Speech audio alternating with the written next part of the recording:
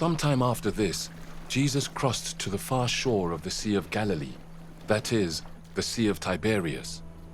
And a great crowd of people followed him because they saw the signs he had performed by healing those who were ill. Then Jesus went up on a mountainside and sat down with his disciples. The Jewish Passover festival was near. When Jesus looked up and saw a great crowd coming towards him, he said to Philip, "Where shall we buy bread for these people to eat?"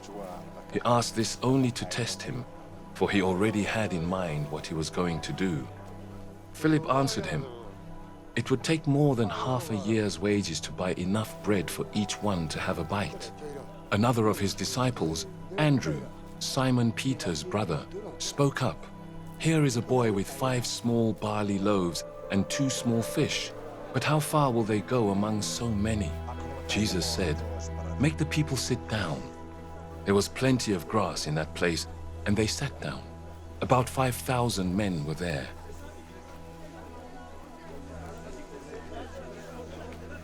Jesus then took the loaves, gave thanks, and distributed to those who were seated as much as they wanted.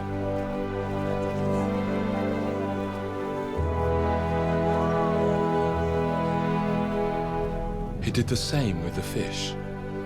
When they had all had enough to eat, he said to his disciples, "Gather the pieces that are left over. Let nothing be wasted." So they gathered them and filled 12 baskets with the pieces of the 5 barley loaves left over by those who had eaten.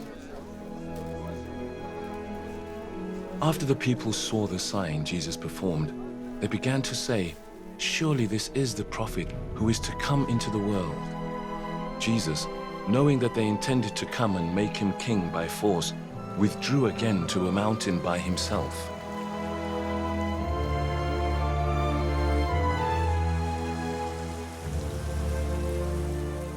When evening came, his disciples went down to the lake, where they got into a boat and set off across the lake for Capernaum.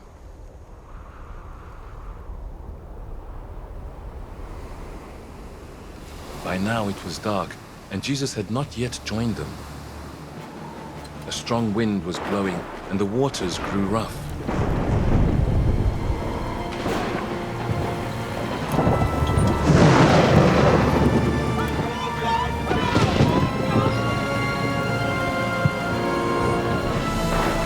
When they had rowed about 3 or 4 miles, they saw Jesus approaching the boat, walking on the water. And they were frightened. But he said to them, "It is I. Don't be afraid." Then they were willing to take him into the boat.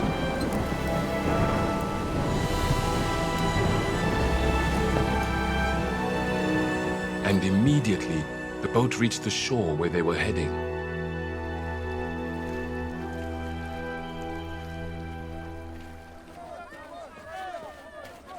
The next day, the crowd that had stayed on the opposite shore of the lake realized that only one boat had been there, and that Jesus had not entered it with his disciples, but that they had gone away alone.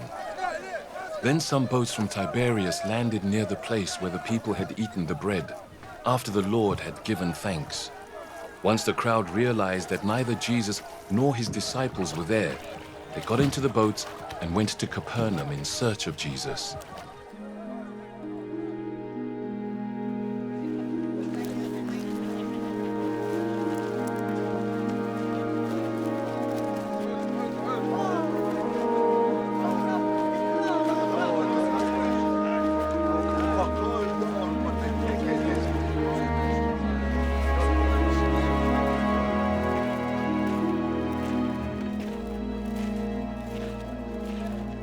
When they found him on the other side of the lake, they asked him, "Rabbi, when did you get here?"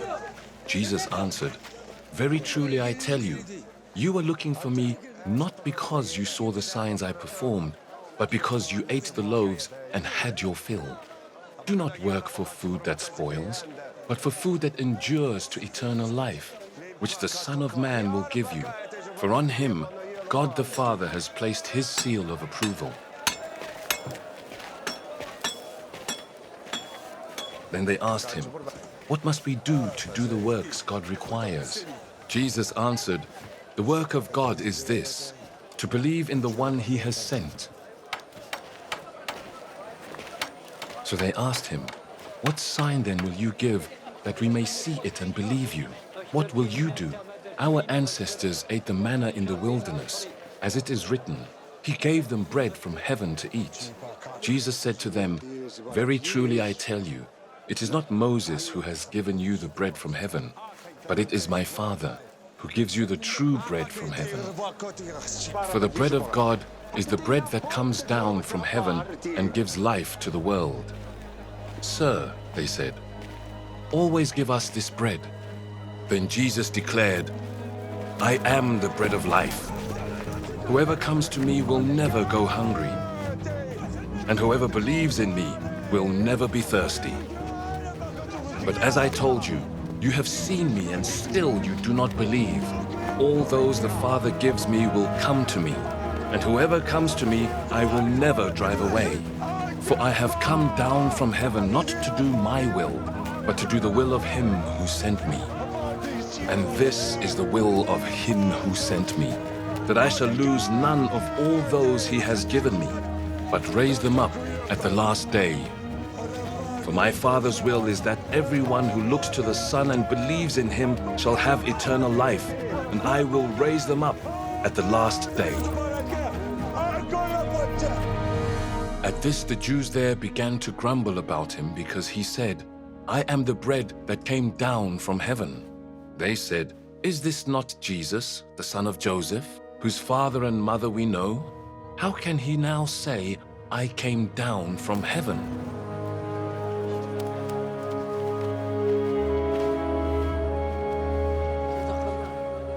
"Stop grumbling among yourselves," Jesus answered. "No one can come to me unless the Father who sent me draws them, and I will raise them up at the last day. It is written in the prophets, they will all be taught by God. Everyone who has heard the Father and learned from him comes to me. No one has seen the Father except the one who is from God. Only he has seen the Father. Very truly I tell you, the one who believes has eternal life. I am the bread of life. Your ancestors ate the manna in the wilderness, yet they died. But here is the bread that comes down from heaven, which anyone may eat and not die. I am the living bread that came down from heaven. Whoever eats this bread will live forever. This bread is my flesh, which I will give for the life of the world."